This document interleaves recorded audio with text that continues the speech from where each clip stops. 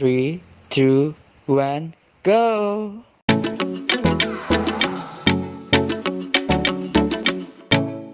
Jarang banget datang ke dosbing itu gitu. Sekalinya datang pun banyak revisi.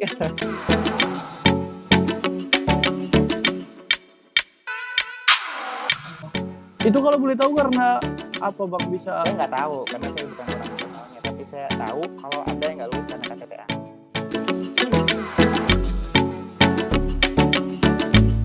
Kalau kayak gitu jangan kamu jangan bahas ini lagi ya. Terus Wah, saya bilang, Bu, tapi saya kan bahasnya tahunnya beda. iya. Dia bahasnya tentang ini, saya bahas tentang ini. Enggak. Halo teman-teman semua. Balik lagi nih di podcast CLBK, cerita lo buat KTTA. Udah lama banget nih kita nggak ngobrol-ngobrol bareng lagi di podcast ini.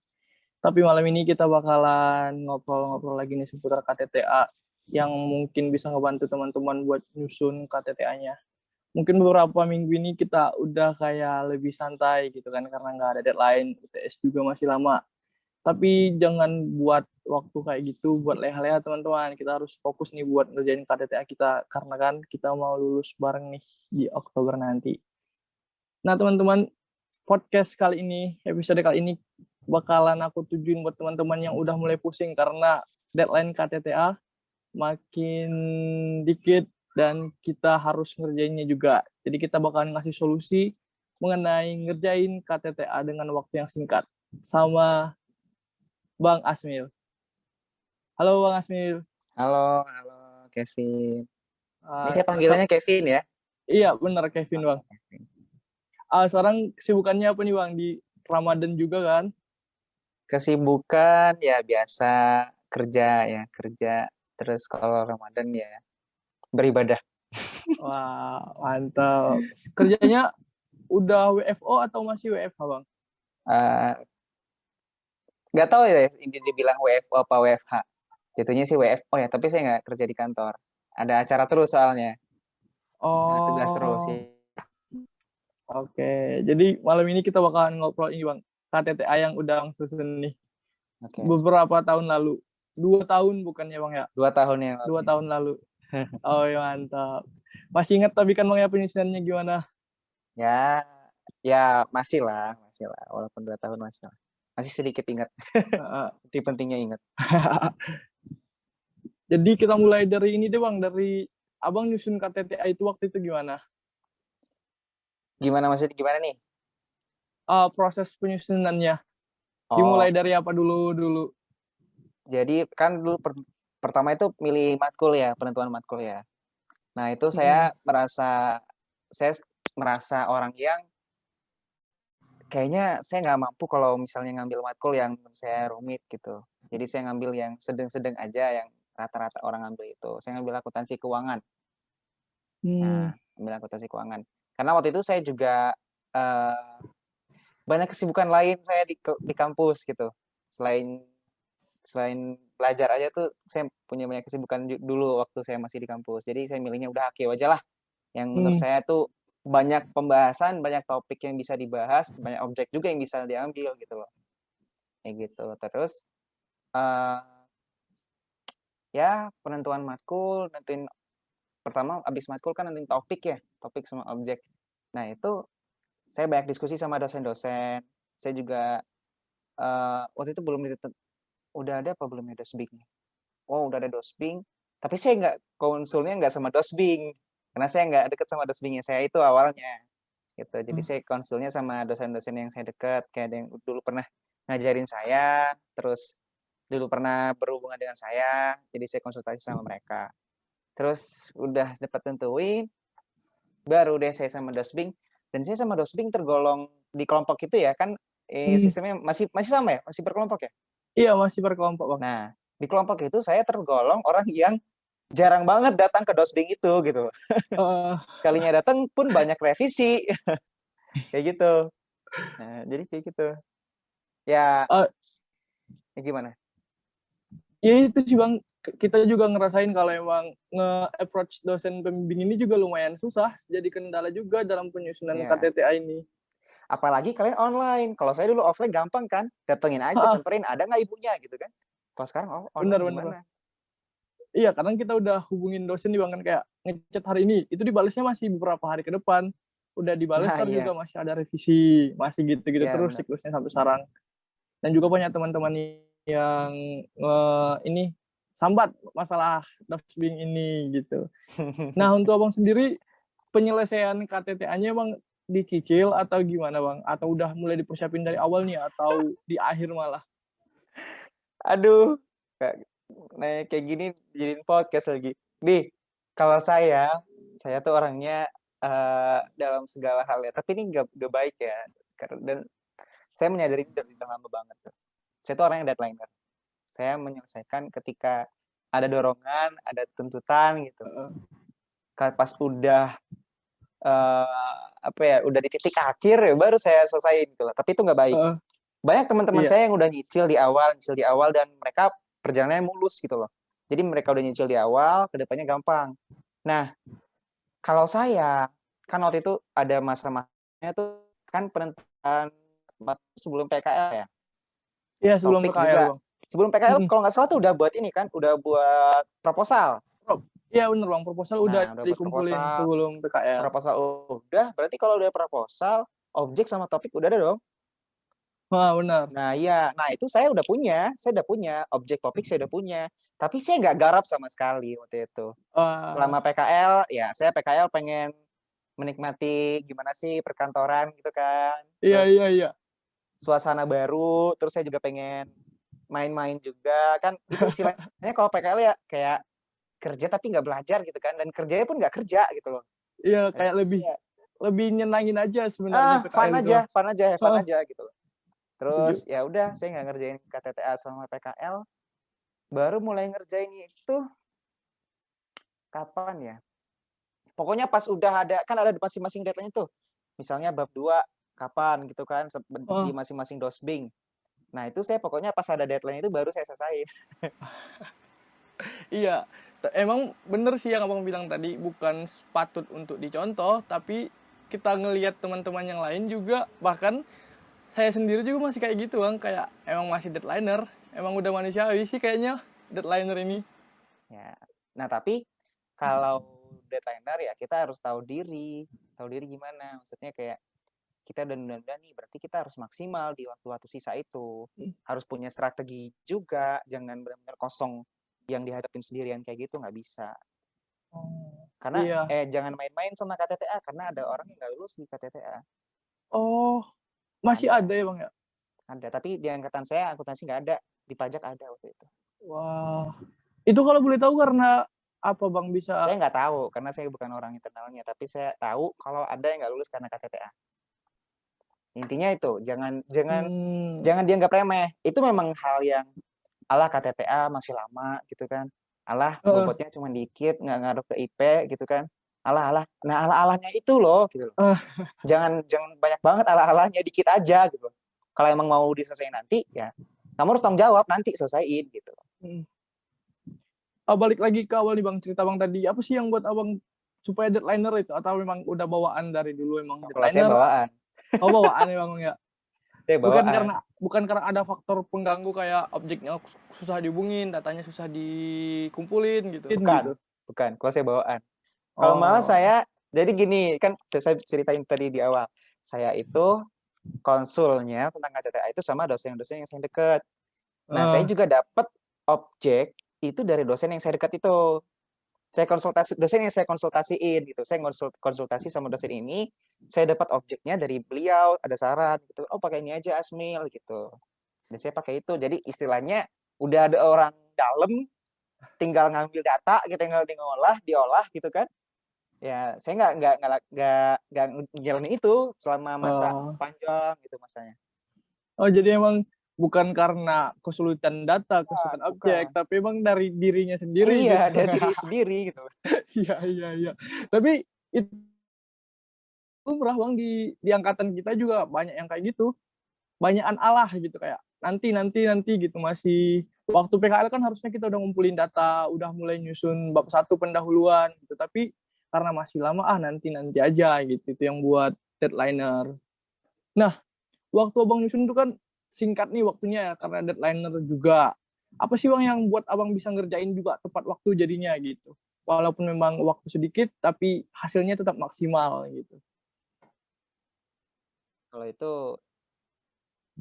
saya orangnya seperti itu. Gini, seperti itu maksudnya gimana? KTT kan wajib ya. Ya, Ada bener. nilai minimal juga. Kalau nggak salah tuh minimal 60 berapa. Pokoknya minimal C ya. C nggak boleh. Ada minimal B-min ya. Saya lupa itu apa tuh. Ah, Pokoknya ada minimal. Dan ada iya. deadline. Mm-mm. Dan itu wajib kalau kita nggak ngumpulin KTTA, kita nggak lulus. Kalau saya prinsipnya, sesibuk apapun saya, se-deadliner apapun saya, tetap tujuan utama saya adalah untuk lulus. Jadi saya harus menyelesaikan tugas saya supaya saya bisa lulus. Nah, prinsip saya itu aja. Dari sana saya bisa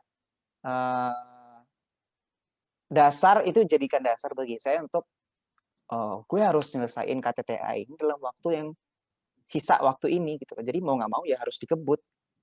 Oke, ini saya belum cerita tentang ini ya, ceritanya gimana itu.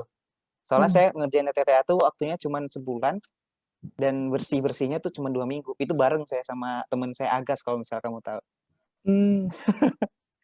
Gitu.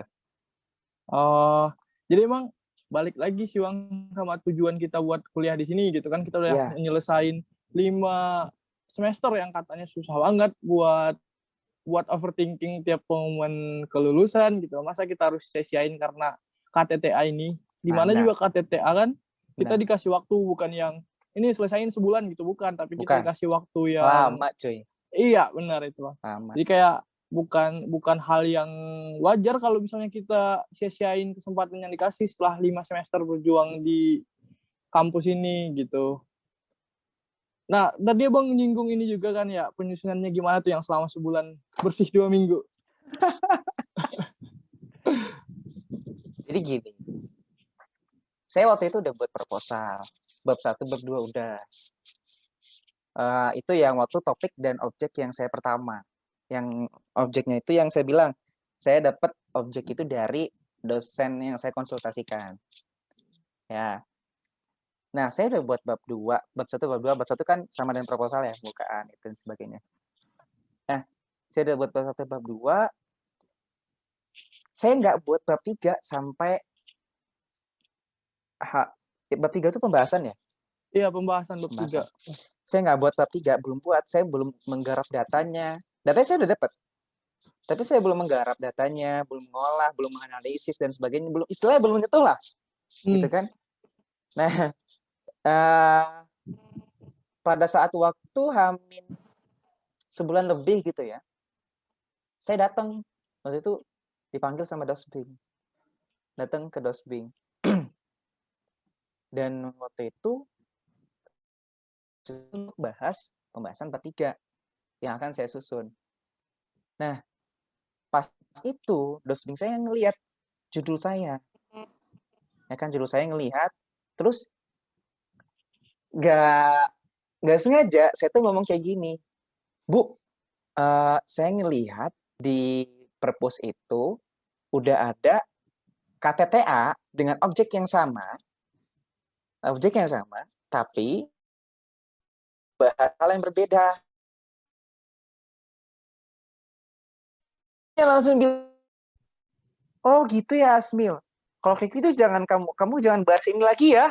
Terus saya bilang, Bu, tapi saya kan bahasnya tahunnya beda. Iya. Dia bahasnya tentang ini, saya bahas tentang ini. Enggak, ganti aja. Kalau kayak gitu nanti kamu gampang ini, pokoknya adalah saya lupa alasannya gitu ya. Pokoknya saya tiba-tiba disuruh untuk ganti objek gitu. Ganti objek, pasti ganti judul. Ya kan? Nah, iya benar Bang. Itu saya benar-benar oke. Bingung juga sih Bang di kondisi seperti itu. Bingung. Kalau dia bilang kayak gitu gimana? Terus saya bilang kayak gini. Terus Bu, saya harus kayak gimana? Ya ganti objek. Ini kan udah sebulan lagi ya Asmil ya. Sama aja kayak kamu ulang dari awal. Dibilang kayak gini. Terserah kamu mau ngambil objek apa, tapi saya meringankan kamu untuk gak mesti objek yang besar-besar gitu loh. Gak mesti PT, gak mesti CV. Terserah, yang penting kamu implementasi standar akuntansi keuangan. Terserah mau ngambil standar akuntansi keuangan apa. Terus saya mikir kan, Bu, saya di rumah kan punya usaha, punya toko gitu kan. Boleh nggak saya pakai laporan keuangan toko yang saya buat itu? Terus ibunya bilang kayak gini, boleh, oke. Jadi selesai gitu loh. Maksudnya objeknya dapat saya temukan pada saat itu gitu loh. Nah, jadi setelah itu, setelah itu berarti saya ganti judul ya, saya ganti objek, terus Hamin sebulan itu 2 minggunya itu Hamin 2 minggu Lebaran, bro. Oh, iya. Hamin 2 minggu Lebaran. Hamin seminggu Lebaran apa ya? Pokoknya itu hari-hari Lebaran lah, hari-hari yang kita harus pulang ke rumah, silaturahmi gitu kan. Kalau saya prinsipnya, ketika saya pulang ke rumah, nggak ada nyentuh-nyentuh KTTA, nggak ada nyentuh pelajaran, bodo amat gitu. Iya benar, Karena setuju. tujuan saya untuk pulang itu ya untuk ketemu keluarga, silaturahmi sama keluarga, menghabiskan waktu quality time bersama keluarga. Kalau saya prinsipnya kayak gitu. Nah, seminggu vakum tuh, seminggu 2 minggu gitu kan. Nggak ngerjain sama sekali, ya karena saya nggak mau gitu. Terus setelah Lebaran itu masuknya ya itu saya langsung UTS apa ya? Ya, langsung UTS. Dan pengumpulan KTTA itu adalah minggu terakhir UTS. Waduh. Jadi intinya saya benar-benar ngerjain KTTA itu 2 minggu. Benar-benar bersih ngerjain KTTA Iya, itu 2 bersihnya minggu. 2 minggu. Dan 2 minggu itu adalah minggu UTS. Dan itu mulai dari bab 1 lagi kan, Bang? Iya, tapi bab 1 kan ya gampang lah, tinggal ganti kan. Iya, Maksudnya benar. udah gampang. Bab 2 itu gampang. Yang jadi permasalahan bab 3. Pembahasan ya. Ganti objek lagi, ganti topik lagi. Topik. Ya, parah sih itu emang, Bang. Tapi terselesaikan juga jadinya. Terselesaikan. Alhamdulillah terselesaikan. Kalau nggak selesai, saya nggak di sini sekarang. Iya, benar. Nggak bisa ketawa-ketawa saya kayak gini sekarang kalau nggak selesai. Itu juga karena emang udah nyusun strategi juga kan, Bang, ya. Karena walaupun deadliners, tapi kita udah tahu nih kita mau ngerjain apa aja nih. Tapi Bang, di samping keberhasilan di waktu yang singkat, pasti ada nih yang buat abang kayak menyesal ngerjain itu di waktu yang singkat itu. Kayak, aduh maunya dicicil aja nih gitu. Nyesal lah. Orang deadliner itu pasti menyesal, bro. Di akhir pasti nyesal. Iya. Aduh, kok aku ngerjain sampai jam 3 pagi ya? Aduh, kok aku ngerjainnya sampai malam ya? Kenapa nggak dari dulu aja dikerjain gitu kan? Menyesal, pasti menyesal. Nah, dulu itu saya selama 2 minggu itu kan UTS ya. Jadi saya harus bagi penyicil KTTA. Terima kasih sekali sih sama dosbing saya. Dosbing saya tuh pengen mau bimbingan, datang aja ke ruangan saya. Kalau tiap hari pun nggak masalah, saya coret karena tulis kamu nggak masalah gitu tiap hari. Siap, Bu. Dan itu benar-benar 2 minggu itu. Setiap harinya saya datang ke ruangan ibunya dan setiap hari itu dicoret KTTA saya. Apa yang saya susun, langsung lapor, bimbingan, balik lagi, buat lagi, lapor lagi, bimbingan lagi, kayak gitu terus setiap hari. Dan itu memakan porsi waktu, malah saya kayaknya lebih banyak memakan porsi waktu di nyusun KTTA daripada saya belajar untuk UTS. Padahal UTS itu juga menentukan kelulusan kita, Bang, semester 6 kan. Benar. Tapi dulu saya semester 6-nya nggak sesulit teman-teman kayaknya. Saya dulu AKL, Komdit. AKL Komdit sih yang ini. Kalau kita sekarang ada matkul baru sih katanya, Bang, baru mulai dari 2017 kalau nggak salah. Dari akuntansi 2017 mulainya. Mungkin beda matkul ya sama orang abang yang dulu 2016. Dulu saya semester 6-nya kayak semester 6 cuma 5 matkul dan apa ya? Kayaknya nggak sulit banget gitu. Pendidikan anti korupsi, terus KSPK kalau saya dulu namanya Kapita Selekta Kepribadian. Jadi kalau kayak gitu ya ini. Yang susah kan AKL gitu ya. Kalau AKL saya benar-benar belajar gitu. Tapi yang lainnya kayak ya udahlah lihat PPT sekilas gitu habis itu KTTA. Karena KTTA juga udah butuh effort juga Iya benar gitu. Iya benar. Aku yakin sama teman-teman yang ngedengerin podcast ini pasti relate semua karena udah ngelihat dari beberapa tweetan teman-teman gitu kan, tweetannya di Twitter kayak aduh KTTA gimana nih, deadline-nya makin dikit karena sekarang itu udah kurang dari 2 bulan kita harus ngumpulin KTTA nih, Bang. Berarti waktu pengumpulan deadline terakhir ya, itu berarti deadline terakhir pengumpulan tuh 2 bulan. 2 bulan bukan deadline terakhir sih, Bang, sebenarnya pengumpulan pertama ke dosbingnya. Kalau pengumpulan pertama masih aman berarti. Kalau saya pengumpulan terakhir. Wah, parah, emang parah sih cerita Bang tadi tuh. Gak bisa bayangin gimana kita harus fokus UTS, ditambah KTTA yang udah mau deadline. Eh, apa nih saran Abang nih buat teman-teman yang mungkin lagi yang kesusahan buat nyusun KTTA berdasarkan pengalaman Abang nih? Di sini saya yakin karena teman-teman nyusun itu full online, kayak ya misalnya ketemu dosbing susah pasti kan. Kayak mau kalau misalnya ngambil data di perusahaan atau di instansi, kalau misal langsung susah misalnya, atau misalnya apa banyak kendala-kendala lainnya, ya selesaikan dulu kendala itu. Kamu harus menghadapi masalah dan kendala itu, tapi suatu saat nanti ketika masalah itu udah selesai, akan muncul masalah baru dan teman-teman tuh harus menghadapi itu dengan baik. Punya strateginya. Saya sih gini, saya nggak merekomendasikan teman-teman untuk menyusun itu di akhir-akhir atau deadliner. Atau jadi deadliner, saya nggak merekomendasikan teman-teman untuk jadi deadliner. Karena apa? Pilihannya ada dua. Ya, yang pertama, nyicil. Jadi orang nyicil. Nyicil KTTH. Kalau nyicil, keuntungannya apa? Keuntungannya ya, tuh, oh, untuk di sini saya udah 20%, saya udah 30%, 40%, kurangnya apa? Ketika udah nyampe 40%, itu 40% yang sempurna. Artinya apa? Tahu kekurangan, tahu kelemahan, direvisi langsung 40% selesai. Dan dicicil terus, jadinya bisa lebih bagus gitu loh. Yang kedua, ya, pilihan kedua deadliner. Ya. Kalau deadliner, teman-teman mau nyelesain KTTA dengan baik, pasti banyak hal yang dikorbankan. Pasti. Kayak dulu saya ngerjain, jangan dikira, wah Kasmil dulu bisa ngerjain 2 minggu. Bro, nggak seenak itu. Nggak seenak itu. Banyak yang dikorbankan. Pertama, saya waktu itu ngorbanin jadwal UTS saya, jadwal belajar saya UTS. Bisa dibilang 1:3 deh. Jadwal jam saya belajar UTS sama jam saya ngerjain KTTA itu 1:3. Banyakan jam saya ngerjain KTTA. Jadi saya nggak fokus UTS-nya. Yang kedua, jam tidur saya harus korbanin. Bahkan saya pernah itu 2 hari apa 3 hari itu nggak tidur. Nggak tidur. Nah pertanyaan saya, teman-teman sanggup nggak untuk seperti itu? Sanggup nggak untuk mengorbankan hal-hal itu? Waktu-waktu itu? Gitu. Ketika enggak, ya mau nggak mau harus dicicil di awal.